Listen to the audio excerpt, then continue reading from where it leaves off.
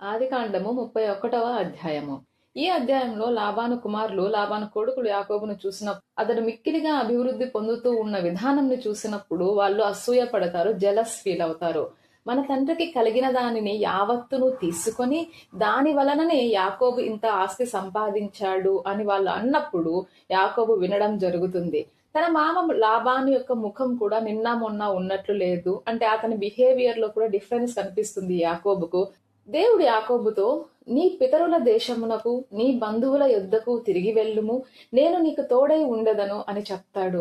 మనం మన తల్లిదండ్రుల తోడు కోల్పోవాల్సిన సందర్భం అనేది మనకు రావచ్చు. భార్య భర్తల మధ్య ఎడం రావచ్చు. తోడబుట్టిన వాళ్ళు కూడా మన చేయి విడిచిపోవచ్చు, నిర్లక్ష్యం చేయవచ్చు. స్నేహితులు కూడా జెలస్ ఫీల్ అయ్యే సందర్భాలు ఆ బంధాల మధ్య రావచ్చు. బట్ దేవుడు మనకు ఎప్పుడు కూడా తోడు ఉంటాడు. ఆయన ఎప్పుడు మనల్ని విడవడు, ఎడబాయడు. అదే మాట దేవుడు ఇక్కడ యాకోబుతో చెప్తూ ఉన్నాడు. నేను నీకు తోడై ఉండేదను, నీ పితరుల దేశమునకు నీ బంధువుల యొద్దకు తిరిగి వెళ్ళుము. అంటే అక్కడికి వెళ్లాల్సిన టైం అనేది వచ్చింది, నువ్వు బయలుదేరి అక్కడికి. మనమే దేవుణ్ణి వదిలిపెట్టేసి ఈ లోక సంబంధమైన వాటిని కోరుకుని వాటి కోసం పరిగెత్తుతూ ఉంటాము. So please stay with God. Never ever do things which will drag you far away from the Lord. దేవుడు చెప్పినది విన్న యాకోబు తన భార్యలను పిలిపించి మాట్లాడుతాడు, లేయాను మరియు రాహేల్ని. మీ తండ్రి బిహేవియర్ లో మార్పు కనిపిస్తూ ఉంది, కానీ నా తండ్రి యొక్క దేవుడు నాకు తోడై ఉన్నాడు. మీ తండ్రికి నేను ఎంత ఆసక్తితో ఎంత బాధతో పనిచేశానో మీకు కూడా తెలుసు. అయినా కూడా అతను నన్ను మోసపుచ్చాడు, 10 సార్లు నా జీతాన్ని మార్చాడు. బట్ దేవుడు నాకు ప్రొటెక్షన్ గా ఉన్నాడు, నాకు హాని అనేది ఆయన జరగనివ్వలేదు. ఎప్పుడైతే పొడలు గలవి జీతం అన్నాడో అప్పుడు పొడలు గల పిల్లలే పుట్టాయి. చారలు గలవి నాకు జీతం అన్నప్పుడు చారులు గల పిల్లలే పుట్టడం జరిగింది. ఆ విధంగా దేవుడు నన్ను ఎప్పుడూ బ్లెస్ చేశాడు. దేవుని దూత నా కల్లో కనిపించి, లాబాను చేస్తున్నది అంతా చూస్తున్నాను, నీవు పుట్టిన దేశంలోకి తిరిగి వెళ్ళుము అని నాతో చెప్పాడు అని యాకోబు తన భార్యలతో ఇద్దరితో చెప్పినప్పుడు అప్పుడు లేయా మరియు రాహేలు కూడా యాకోబుతో ఏకీభవిస్తారు. ఈ ఒక్క విషయమే మేబీ వాళ్ళిద్దరు కూడా ఒకే విషయంలో ఏకీభవించి యాకోబుతో మాట్లాడేది ఈ సందర్భమే అయి ఉండొచ్చు. మా తండ్రి ఇంట మాకు పాలు పంపులు ఎక్కడ ఉన్నాయి? అతడు మమ్మల్ని అన్యులుగా చూడడం లేదా? అంటే మమ్మల్ని వేరుగా చూడడం లేదా?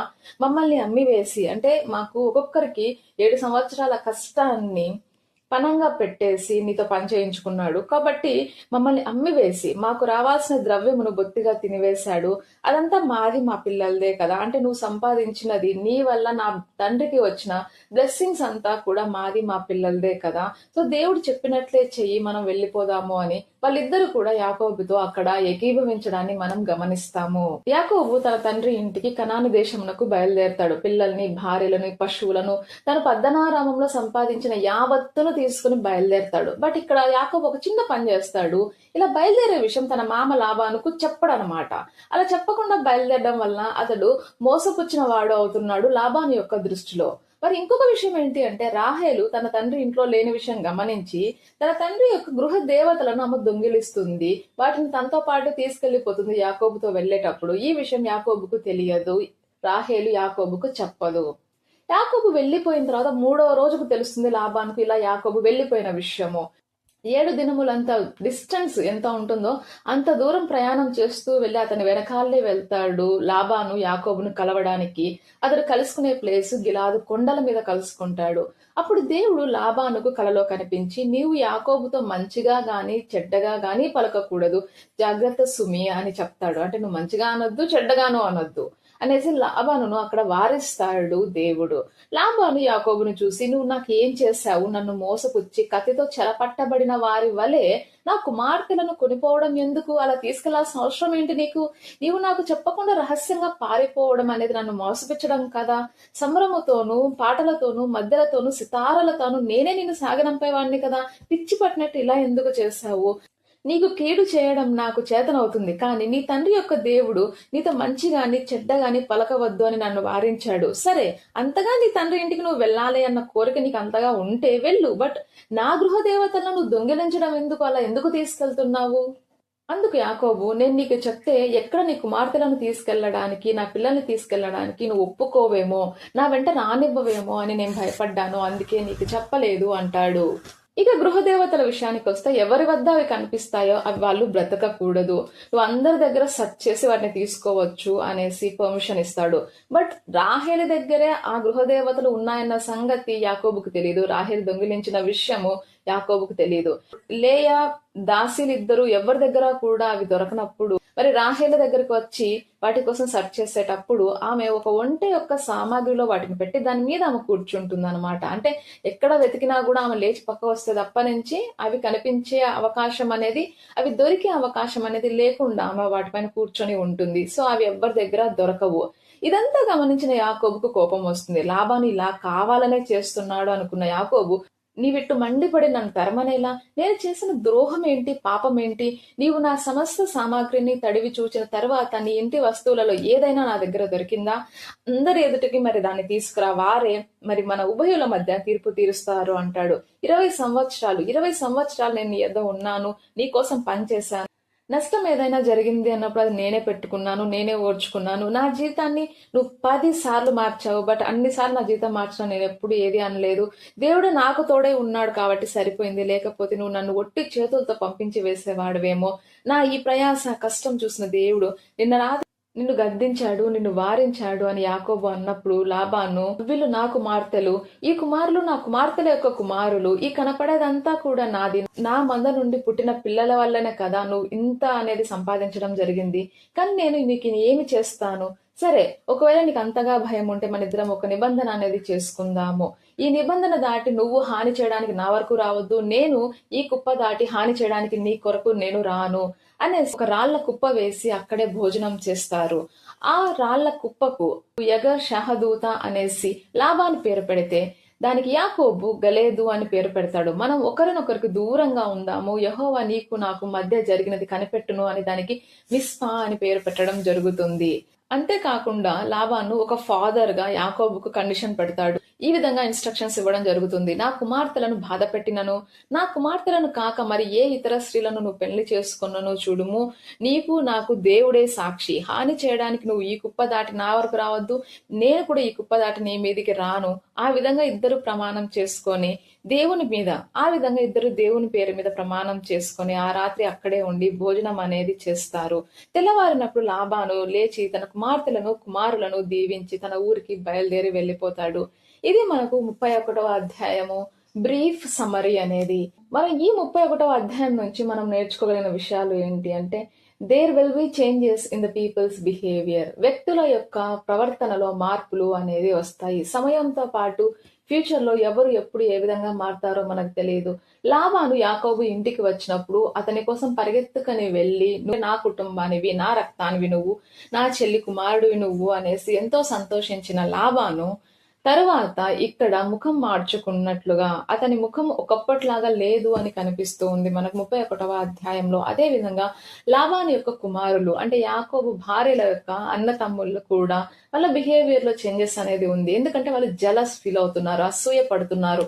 యాకోబు అభివృద్ధి చెందిన విధానాన్ని చూసి ఇదంతా మన తండ్రి దగ్గర నుంచే కదా అతను తీసుకున్నాడు అనేసి వాళ్ళు అసూయ పడుతూ ఉన్నారు. రాహేలు తన తండ్రి దగ్గర నుంచే ఆ ఇంటి యొక్క గృహ దేవతలను దొంగిలిస్తుంది, కానీ ఈ విషయం తన భర్త అయిన యాకోబుకు ఆమె చెప్పదు. సో వీటన్నిటిని చూసినప్పుడు మనకేమర్థమవుతుంది అంటే, వ్యక్తుల యొక్క ప్రవర్తనలో మార్పులు అనేవి ఉంటాయి. బట్ నాడు నేడు రేపు ఎల్లప్పుడూ ఒకే విధంగా ఉండే దేవుడు మన దేవుడు. ఆయన ఎప్పటికీ కూడా మనకు తోడై ఉంటాడు. ఈ అధ్యాయంలో దేవుడు యాకోబుకు మళ్ళీ చెప్తున్నాడు, నేను నీకు తోడై ఉంటాను, మళ్ళీ తిరిగి వెళ్ళు అని. తన ఇంటి నుండి బయలుదేరి తూర్పుకు ప్రయాణం చేసినప్పుడు దేవుడు ఏ విధంగా అయితే నేను నీకు తోడై ఉండేదను అన్నాడో, అతన్ని క్షేమంగా లాబాను దగ్గరికి చేర్చాడో, ఇప్పుడు అదే దేవుడు మళ్ళీ తన ఇంటికి తను తిరిగి వెళ్ళడానికి, కనాను దేశమునకు తిరిగి వెళ్ళడానికి యాకోబుకు చెప్తూ నేను నీకు తోడై ఉంటాను అంటున్నాడు. అవునండి, మనకు దేవుడు తోడై ఉంటున్నవాడు. మనమే దేవుని నుండి చాలా దూరంగా పరిగెత్తుతూ ఉంటాము. ఒక అమ్మాయి ఒక చెట్టును పట్టుకొనేసి దాన్ని హక్ చేసుకొని నన్ను వదిలేసే అంటూ ఉంటుంది అనమాట. అందుకు వెనక నుంచి ఒక వ్యక్తి వచ్చి, నువ్వు దాన్ని పట్టుకున్నావే కానీ అది నిన్ను పట్టుకోలేదు అంటాడు. అదే విధంగా మనం కూడా పాపాన్ని కానీ లేకపోతే ఈలోక సంబంధమైన విషయాలకు కానీ మనం అటాచ్మెంట్ అనేది పెంచుకొని మనం వాటికి బైండ్ అవుతున్నాము.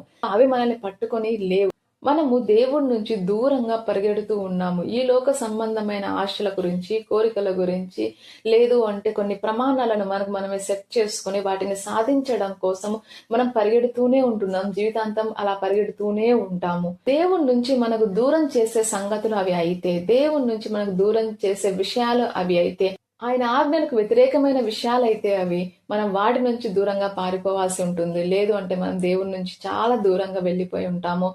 మళ్ళీ చాలా సమయం పడుతుంది ఆయన దగ్గరికి తిరిగి రావడానికి.